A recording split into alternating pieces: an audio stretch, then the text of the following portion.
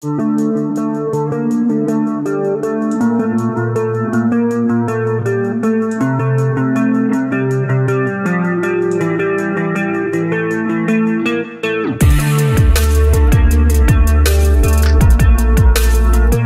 psychologues nous aident à mieux comprendre ce que l'on ressent dans des moments bouleversants. Comment se reconstruire après avoir vécu un accident de la route? Pour en savoir plus, nous accueillons Élodie Poncin, psychologue clinicienne. Bonjour Élodie. Bonjour. Beaucoup de jeunes entre 15 et 24 ans sont victimes d'accidents de la route. À votre avis, pourquoi? Il va y avoir plusieurs facteurs qui entrent en jeu. Dans un premier temps, on parle de jeunes conducteurs. Donc jeune, ça veut aussi dire avoir moins d'expérience, être plus vulnérable face à de nouvelles situations. C'est aussi se montrer plus imprudent sur la route. Et puis, il y a le facteur développement du cerveau. Les jeunes sont plus guidés par leur cerveau émotionnel qui est plus développé que celui de la raison. Ils répondent émotionnellement aux situations. Et la conduite, évidemment, ça amène de nombreuses émotions. La vitesse, ça peut amener de l'excitation, l'impression d'être invulnérable, puissant. Et puis, ça confronte aussi à l'autre. On croise d'autres usagers sur la route. Les situations peuvent rapidement résonner sur le plan émotionnel. Et ça, même chez les adultes. Qui n'a jamais entendu un conducteur râler contre un autre conducteur? Donc la conduite, ça va demander de gérer ses émotions, ce qui n'est pas toujours facile pour les jeunes qui peuvent alors se mettre en situation de danger. On pense notamment aux situations de rivalité sur la route. C'est qui conduit le plus vite? C'est qui prend le plus de risques? D'autre part, il y a aussi chez les jeunes plus d'usage de drogue et d'alcool. Et donc effectivement, ça va majorer les risques. Vous le savez évidemment que l'alcool et la drogue renforcent un sentiment d'invulnérabilité. Donc ça va amener à moins bien mesurer les risques et avoir moins de réflexes. C'est effectivement un cocktail très puissant dans les accidents. Et on est aussi obligé de parler de l'usage des téléphones. Vous le savez tous, on est quand même un peu accro à nos écrans. Et on a tous du mal à s'en décrocher. Donc avoir un portable, c'est s'enchaîner un peu à l'idée qu'on est tout le temps joignable. Quand on est jeune, le plus important, c'est le groupe d'amis. Rester toujours en lien avec son groupe et ne rien manquer, c'est vraiment ça qui est très important. Et même quand on conduit. Ce qui va primer, ça va plutôt être rester en lien, parce que pour certains, prendre le risque de ne pas répondre à des messages, c'est prendre le risque de la relation. Et dans l'ordre des priorités, ça va être plus important les amis que sa sécurité. Et puis, de toute façon, c'est pas très grave, jeter juste un coup d'œil sur un message, répondre vite fait, on l'a déjà fait, c'est déjà passé, mais évidemment, ça passe pas tout le temps. Après un accident, on peut développer un syndrome de stress post-traumatique. Pouvez-vous nous expliquer ce que c'est? Chaque personne va réagir différemment face à un accident. La plupart du temps, on va d'abord être sous le choc, dans un état de stress aigu. Cet état de stress aigu, ça va durer pendant quelques temps, et puis après, ça va diminuer petit à petit. Et puis le cerveau va normalement pouvoir digérer l'information et l'intégrer. Mais il peut arriver qu'il y a des personnes qui développent ce qu'on appelle un TSPT, un trouble de stress post-traumatique. Quand on vit un événement potentiellement traumatique, c'est tout le corps et le cerveau qui vont être impactés. Lorsque la situation déborde notre capacité à contenir et digérer l'information, on va voir se développer des symptômes qui vont montrer que la personne elle est comme bloquée dans son traumatisme. Elle va être envahie par des images de l'accident, des bruits, des sensations, des flashbacks, des cauchemars. On me dit j'entends le bruit, on voit des images très fortes. Et donc la personne elle va devenir de plus en plus irritable, plus en plus anxieuse et voire déprimée. Et puis, elle va essayer à tout prix d'éviter tout ce qui va lui rappeler l'événement. Ça veut dire ne plus prendre la même route, voire ne plus prendre la voiture. C'est comme si en fait elle était dans un bug temporel. Comme si elle était bloquée dans le moment du passé sans pouvoir revenir pleinement dans le moment du présent. Le cerveau des émotions a été débordé et il ne peut plus classer l'information dans le cerveau. Et c'est ce qui va amener les gens à dire je suis tout le temps en danger, je suis tout le temps en danger. La personne elle est comme bloquée dans le traumatisme. Alors, parler de l'événement, ça suffit pas. Au contraire, tout ce qui rappelle l'événement, ça refait bugger la personne.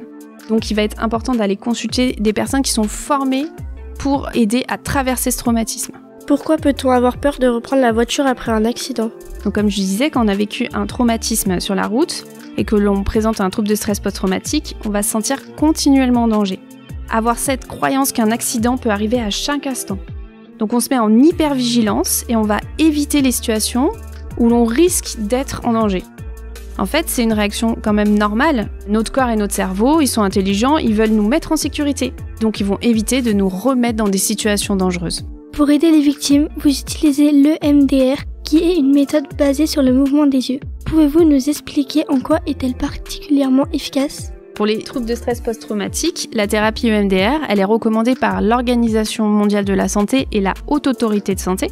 Et elle se montre particulièrement efficace sur les traumas simples, c'est-à-dire un événement unique, comme un accident. Il s'agit en fait de reprendre les souvenirs de la personne qui se sont enregistrés dans le cerveau de façon dysfonctionnelle. C'est comme un bug, comme une application là qui aurait surchauffé et qui tourne toujours en boucle. Alors avec l'aide de mouvements oculaires, on va aider le cerveau à réenregistrer l'information, mais cette fois dans le cerveau frontal, dans le cerveau de la réflexion. Au début, quand je commence, les gens ils se répètent « non, je suis en danger » et c'est comme s'ils étaient tout le temps en danger, ça s'arrête pas. Et à la fin, quand on a fini le traitement, ils peuvent se dire « en fait, je m'en suis sortie, c'est ok, et maintenant je vais apprendre de cette expérience ». Et là, les symptômes comme l'hypervigilance, l'angoisse, les flashbacks, l'irritabilité, ça va disparaître. Et la personne, elle va pouvoir reprendre le cours de sa vie. Pourquoi la reconstruction peut-elle être plus longue et compliquée s'il y a eu des morts dans l'accident ? Alors effectivement, ça va être plus long et plus compliqué lorsqu'il y a des décès. Et puis ça va aussi dépendre de la place et de la responsabilité qu'on a dans l'accident, si on a été passager, si on a été témoin, si on a été conducteur. Ça peut amener beaucoup de culpabilité évidemment. Et ça va confronter à la brutale réalité de la mort. C'est pas quelque chose qu'on peut effacer. La mort, c'est quelque chose de concret et c'est quelque chose de définitif. Ça va demander donc beaucoup plus de temps pour se reconstruire et pour accepter petit à petit de l'intégrer dans sa vie et de continuer à avancer. Quand on provoque un accident, on peut se sentir coupable. Quelle est votre méthode pour aider les personnes à accepter la situation ?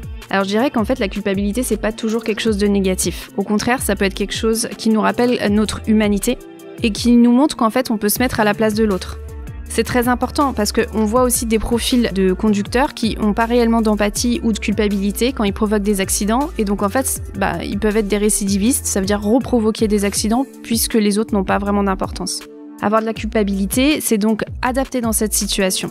Pour quelqu'un qui a provoqué un accident et qui a envie de le travailler, moi je vais utiliser donc le MDR et on va se concentrer sur d'abord le trouble de stress post-traumatique. Et après, c'est permettre à la personne de reprendre un peu d'estime d'elle-même et qu'elle puisse intégrer cet événement à sa vie. Cela passe aussi par la réparation. Ça peut être sous forme d'amende. Ça, c'est la justice qui le décide. Et ces amendes, elles sont pour aider aussi les victimes à se reconstruire et pour la personne qui est coupable, de pouvoir faire baisser le niveau de culpabilité. C'est pouvoir faire quelque chose qui est de l'ordre de la réparation. Dans le travail thérapeutique, comme je disais, c'est vraiment aider la personne à intégrer l'événement et permettre à la personne de se transformer. 84% des accidents mortels sont provoqués par des hommes. Quel est le profil des personnes qui viennent vous voir suite à un accident de la route ? Est-ce qu'il y a plus d'hommes que de femmes ? J'ai pas eu de patients hommes qui soient venus me consulter spécialement pour ça. J'ai par contre plus d'hommes ou de jeunes qui, dans leur parcours, ont été responsables d'accidents. Et c'était souvent lié à la consommation excessive d'alcool ou de cannabis. Et ce que je trouvais, c'est qu'ils avaient du mal à voir le danger de leur comportement et de leurs addictions et à se remettre en question. Quand je travaillais en institution, j'ai eu beaucoup de jeunes aussi qui allaient mal, qui avaient souvent des problèmes dans leur famille et qui ne se sentaient pas intégrés dans la société. Ils avaient alors beaucoup plus de conduite à risque, testaient beaucoup plus les limites et leurs limites et du coup avaient plus d'accidents. On voit donc bien le lien entre le mal-être et la majoration des conduites à risque. J'ai eu par contre plusieurs femmes qui ont été victimes d'accidents de la circulation et qui étaient d'ailleurs souvent provoqués par des hommes et avec lesquels, donc avec ces femmes, on a travaillé en EMDR sur un trouble de stress post-traumatique. Et dans le profil des hommes responsables de leur accident, ce qu'elles m'ont décrit, c'est qu'on retrouvait quand même des hommes qui n'ont pas manifesté d'empathie et de culpabilité, notamment avec des cas de délit de fuite où on laisse la personne sur place sans la secourir.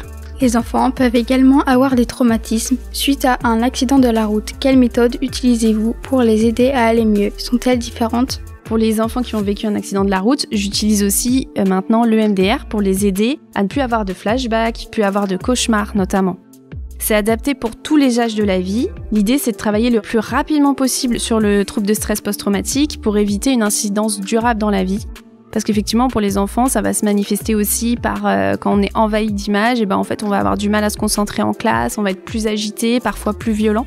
Donc, il y a besoin qu'on agisse rapidement pour que l'enfant il puisse reprendre le cours de sa vie. Pour finir, auriez-vous un message à adresser aux personnes qui n'osent pas aller voir une psychologue ? Alors, je dirais que les personnes qui se reconnaissent dans ce que j'ai décrit, c'est-à-dire une hypervigilance, des flashbacks, des cauchemars, de l'irritabilité, de la dépression, suite à une ou des expériences traumatiques, il est important de ne pas rester dans cet état-là. Il faut s'adresser à une professionnelle ou un professionnel formé à l'EMDR et au traumatisme. Alors attention, seuls les psychologues et les psychiatres sont formés à l'EMDR.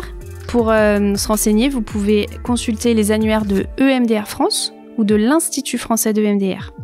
Il faut savoir que quand on a un trouble de stress post-traumatique qui est non traité, ça va avoir une incidence très importante sur la vie future. Il y a beaucoup de ce qu'on appelle des comorbidités, ça veut dire une incidence sur la santé. C'est des gens qui vont avoir plus de troubles cardiaques, qui vont avoir plus d'addictions, qui vont avoir plus de conduite à risque. Il y a beaucoup de répercussions aussi dans la vie sociale, des gens qui vont être plus soit irritables, soit renfermés. Donc vraiment, ça a un impact sur toute la vie. N'hésitez pas à consulter quand vous sentez que vous souffrez d'un stress post-traumatique. Pour d'autres situations où vous vous sentez seul, mal, il ne faut pas non plus hésiter à s'adresser à un psychologue ou une psychologue, ne pas rester seul avec ses difficultés, et puis il faut chercher à choisir quelqu'un en qui vous pouvez avoir confiance. Il ne faut pas hésiter à aller essayer une ou plusieurs personnes pour pouvoir choisir celle qui vous correspond le mieux, avec qui vous vous sentirez en sécurité pour travailler et être aidé. Merci beaucoup à Élodie Bonzin, psychologue, d'avoir répondu à nos questions. Cette émission a été réalisée par les élèves du collège Condorcet de la Chapelle de Guinchay en atelier scolaire avec Radio Aléo dans le cadre d'un partenariat avec la préfecture de Saône-et-Loire. Vous pouvez retrouver toutes les émissions sur le site radioaléo.fr.